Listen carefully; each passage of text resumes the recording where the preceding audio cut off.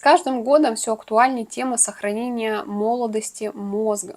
И поэтому я чаще стала слышать от клиентов такие слова, как вот что-то память стала подводить, имена не помню, какой-то четкости и ясности, как раньше, уже нет. Мысли буквально путаются, и обычные рутинные дела требуют уже более другой концентрации. Они уже не делаются в таком автомате, как раньше. И часто после таких фраз сразу же, ну что поделаешь, возраст ведь.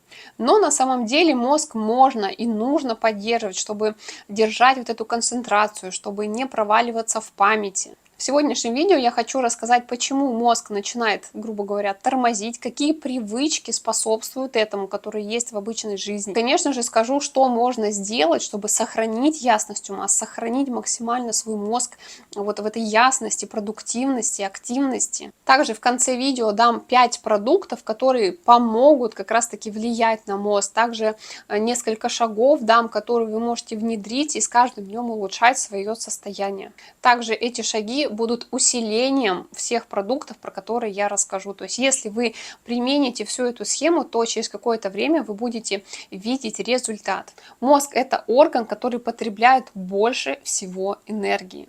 Около четверти всей энергии, что мы потребляем из еды, идет именно на него. Если мы получаем пустые калории, у нас сбитый режим дня и в целом сна, повышенный хронический стресс, то, конечно же, здесь мозг начинает не справляться даже с текущими ежедневными задачами. Здесь начинаются типичные сигналы: рассеянность, забывчивость, скачки настроения. Очень сложно на чем-то сфокусироваться и сосредоточиться. Даже если это получается, то это очень непродолжительный период времени. Чаще всего это и не возраст, и не характер, а именно вот эта ситуация, когда вы не докармливаете свой мозг, ему просто не хватает, ему неоткуда взять вот этот энергетический потенциал. Для того, чтобы мозг работал, ему нужны нейромедиаторы, такие вещества, которые передают сигналы между клетками. Именно они и отвечают за внимание, за спокойствие, за мотивацию и за память. И все эти вещества создаются из питательных веществ, из белков,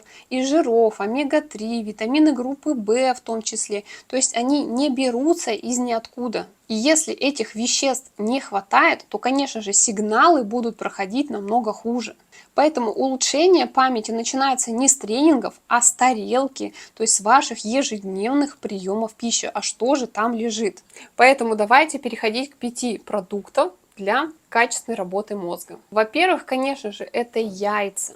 Яйца – это основное питание для памяти и концентрации, потому что в желтке яйца есть холин, из которого образуется ацетилхолин. И это основной нейромедиатор нашей памяти. И если этого холина недостаточно, кстати, очень часто его недостаточно как раз-таки у людей, у которых есть лишний вес и жировой гепатоз печени, и вот здесь происходит как раз такое, слово замирание. Трудно запоминать, внимание уходит, мысли путаются. Также здесь стоит отметить, что в яйцах есть и витамин В12, и витамин D, которые тоже напрямую влияют на работу мозга. То есть видите, да, насколько все взаимосвязано. Казалось бы, обычные продукты, обычное яйцо, но такое важное значение имеет. Вот если эти продукты использовать, уже супер. Как же добавляем? Просто 1 либо 2 яйца. Можете в различных вариациях делать скрэмбл, делать яйцо пашот, просто отварные яйца. Также их можно и в салат добавлять, то есть и в качестве источника белка и жиров использовать. То есть в каких вариациях вам удобно. Конечно, я не рекомендую их зажаривать в виде глазуни, либо яичницы. Кстати, тоже есть отличный вариант, как это сделать наиболее полезным. Это вот использовать вместо масла просто воду. То, как внедрить яйца в свой рацион питания, сделать это сбалансированным, не переборщить. И в целом следующие продукты, про которые я буду рассказывать, я уже подготовила и сделала. У меня есть это в готовом меню, ссылка на него будет в описании под этим видео. Поэтому, если вам нужен какой-то шаблон, нужно понимание, как это все вписывать грамотно, да, без каких-то перегибов, то уже можно просто взять и повторить обычные понятные продукты из обычного магазина у дома. То есть есть список продуктов, есть понимание, какая должна быть порция, что вы под себя подобрали. То есть я максимально все продумала. Осталось просто повторить. Напомню, что ссылка в описании под этим видео, но мы пойдем к следующему продукту. И это жирная рыба, и это самое настоящее питание для клеток нашего мозга. Омега-3 жирные кислоты являются настоящим строительным материалом как раз-таки для мембран нейронов. То есть это то, из чего состоит. Без них, конечно, тоже страдает работа мозга. То есть все вот эти вот перепады настроения, невозможность сфокусироваться, просто потому что вот там все очень медленно проходит, потому что нет строительного материала. Поэтому внедряйте в свой рацион 2-3 раза жирную рыбку, сельдь, скумбрию, сардины, какую-то другую красную жирную рыбку. Если у вас какие-то проблемы с рыбой, такой, кстати, я тоже часто встречаю, то можете использовать грецкие орехи, семена льна, льняное хорошее качественное масло. Можно использовать семена чиа. Тоже есть у меня рецепты, как делать семенами чиа йогурт на завтрак с фруктами, с ягодами. Очень вкусно. И самое главное, что вам есть откуда взять эту омега-3. Элементарно ложку льняного масла в салат положить уже будет супер. Конечно, здесь нужно понимать, что у вас с липидным профилем, да, но зачастую дефицит омега-3 очень-очень сильно распространен. Опять же, у тех, у кого есть вот жировой гепатоз печени в частности. Третий пункт – это, конечно же, ягоды. Ягоды всегда защищают нас от окислительного стресса. В мозге просто ежедневно образуются свободные радикалы, которые повреждают клетки, которые негативно влияют на работу мозга, да и в целом на весь наш организм. А такие вещества, как антоцианы, которые находятся как раз-таки в ягодах, будут наоборот защищать нас, то есть будут бороться с этими радикалами. Больше всего их содержится в малине, в черной смородине и чернике. Тем самым они будут усиливать приток крови, ну, соответственно, улучшать работу мозга. Как мы можем эту норму добрать и как использовать? Можно морозить заранее ягоды, буквально 100-150 грамм в день в добавке к какому-то, допустим, йогурту на завтрак. Либо это какие-то правильно приготовленные несладкие смузи. Можно просто как бы в дополнение к какому-то приему пищи, то есть буквально 100-150 грамм любых замороженных тоже, то есть достали, разморозили, тоже супер подойдет. Следующим пунктом я выделила даже не один продукт, а два. Это кофе и зеленый чай. Эти как раз-таки продукты очень активно влияют на наше внимание. Умеренное количество кофеина действительно помогает удерживать концентрацию и внимание, то есть положительно на них влияют. И, кстати, на печень тоже, я уже об этом рассказывала в своем видео, сюда подсказочку прикреплю. Но часто на практике в жизни я вижу, что у нас есть и тревожность, и проблемы с режимом, и проблемы со сном. Казалось бы, куда тут какой кофеин можно вставить? Здесь как раз можно использовать зеленый чай, то есть его L-теанин, он совсем по-другому влияет, то есть он нас бодрит более мягко, более плавно, и поэтому, если у вас есть тревожность, какие-то негативные последствия после употребления кофе, используйте хороший, качественный листовой зеленый чай. Как же внедрить эти продукты в свою жизнь? Я все-таки здесь рекомендую, во-первых, держать количество, да, то есть не перебарщивать, то чувствовать, да, как на вас вообще влияет кофеин.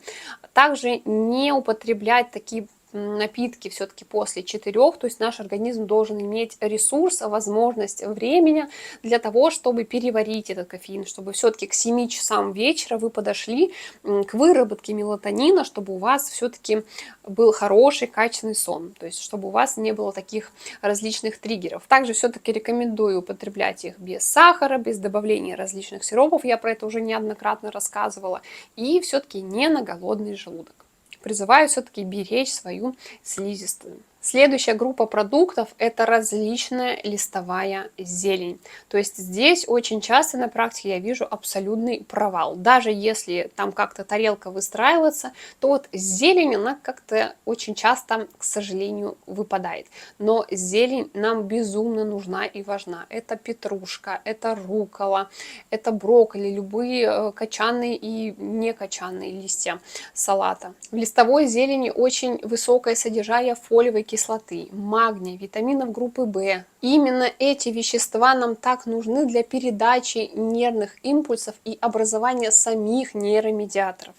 Поэтому старайтесь каждый прием пищи, в зависимости, конечно же, от сезонности, от доступа к какой-то зелени, но в каждый прием пищи той или иной вид листовой зелени добавлять. Конечно, важно сказать о том, что у нас у каждого своя биохимия. И даже самые полезные продукты будут абсолютно по-разному работать у каждого человека, потому что степень их усвоения, количество, наличие либо отсутствие дефицитов будет по-разному сказываться на том же усвоении.